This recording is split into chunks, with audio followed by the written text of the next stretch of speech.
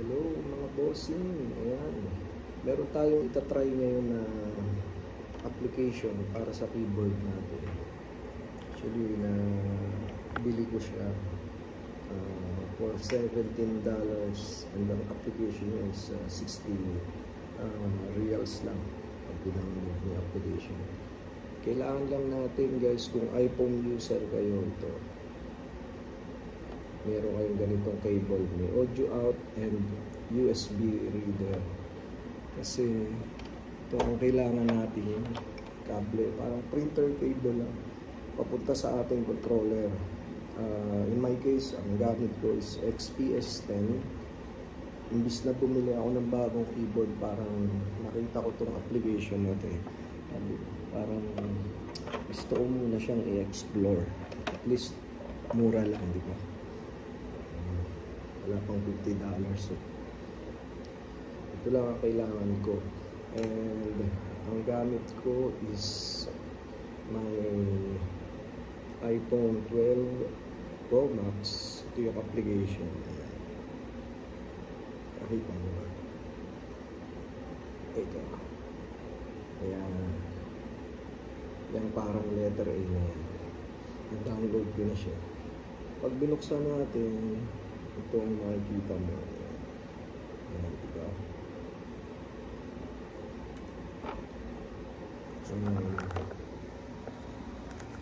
Kakabit lang natin itong ito dito sa iPhone natin. Ayan. Naka-on na yung ano ko keyboard.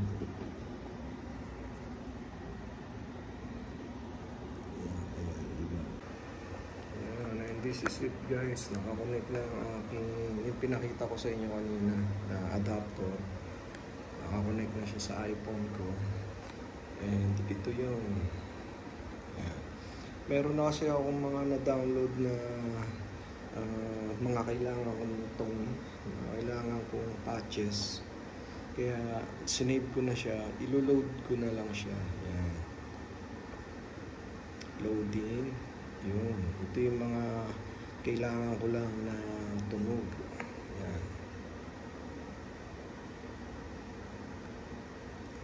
Yan. May roots, may mga pads ako, strings, brass, and synth.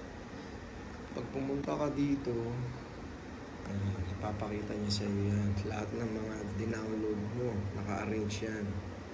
And may mga kanya-kanya silang fader. Kaya goods na goods, diba?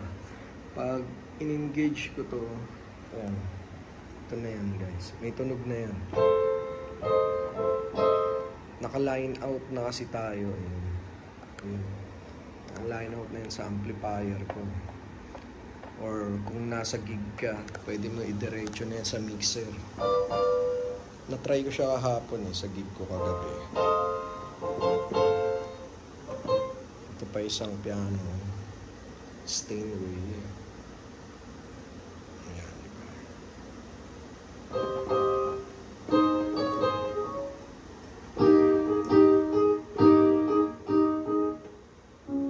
Diba? Lalagyan ko siya ng pad.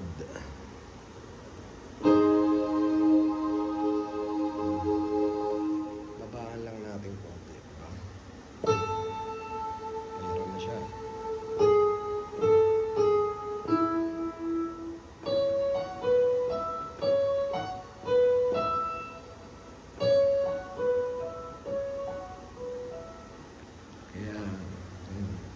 Madali lang siyang gamitin actually. Pag ginamit ko ngayon itong ito yung parang electronic piano ko. Diba?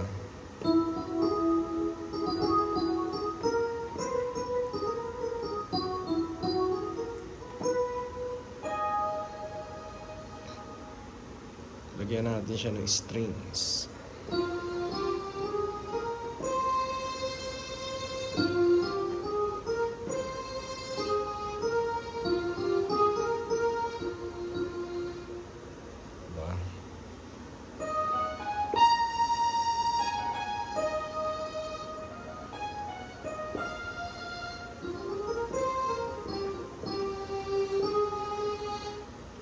gusto mo namang taasan pa yung string mo, yan, adjust mo lang yan, dali lang i-adjust yan.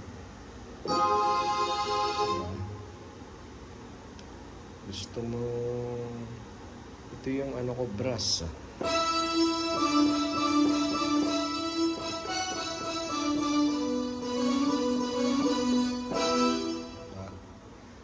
Cute, diba? Parang sabi ko, kaysa bumili ako ng bagong keyboard, try ko muna to eh. Baka makita ko na yung tunog na gusto ko rito eh. So far, ini-explore pa lang natin. Kaya ito yung synth na napili ko. Ayan. Actually, marami yan. Papakita ko sa inyo guys kung gaano karaming tunog nito, ha. Nakasave siya sa notes ko kasi pupunta ka doon sa site na i-share niya sa'yo pag binili mo siya. Tapos dadalhin ka niya dyan sa folder. Nasa ano yan, drive mo. Yan, yung mga folder. Parang naka-Portuguese, ano siya eh, yung language niya eh. Diba? Nandiyan ganyang karaming patches meron yan sa isang folder. Magsasawa ka sa tunog dyan. Yan. Hindi ko pa yan na-explore lahat. Ito yung mga strings. Diba? Let's say may napili ako rito, slow string. Ganito naman pag download. Punta ka pala rito. I-click mo siya. Ayan. Tapos dyan, download mo siya. Pagka-download mo, may net baho. Medyo mabagal lang yung net natin. Ayan. Dahil nakagawa na ako ng mga folder ko, inisa-isa ko yung folder para hindi sila magkakahalo, diba? Punta na ako sa strings. Ito na yung mga nasave ko. Save ko lang siya dyan. Meron na pala siya rito. I-replace natin. Ayan. Ganyan lang kadali. Nandun na siya ngayon. Nandun na siya sa, pag pumunta tayo dun sa application natin, gusto ko siyang gamitin, ganito lang siya kasimple i-load. Itong plus sign na to, yan, click mo lang yan, mag-a-add ka ng MIDI instrument, hanapin mo yung folder mo, ano ba yung kanina, strings, diba? Yan. Ito yung lahat ng strings na dinownload ko. Ito yung slow strings. Ayan. Gusto ko siyang itry. Ayan, meron na, di ba? Andiyan na siya ngayon. Sige. Subukan natin siyang i-play. Ito na siya.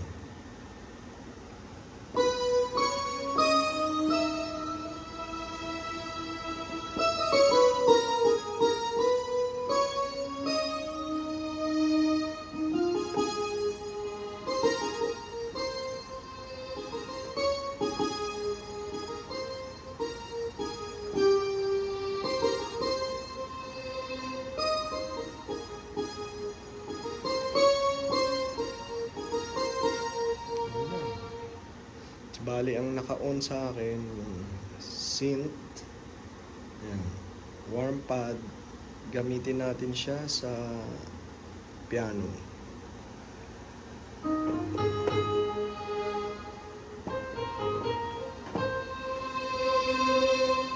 Yan siya, diba? Ganyan lang guys.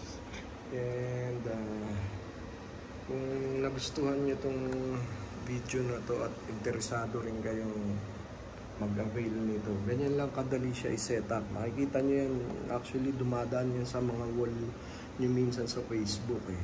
Audio Evolution ang pangalan. So sige, mag-explore muna ako, and until next time.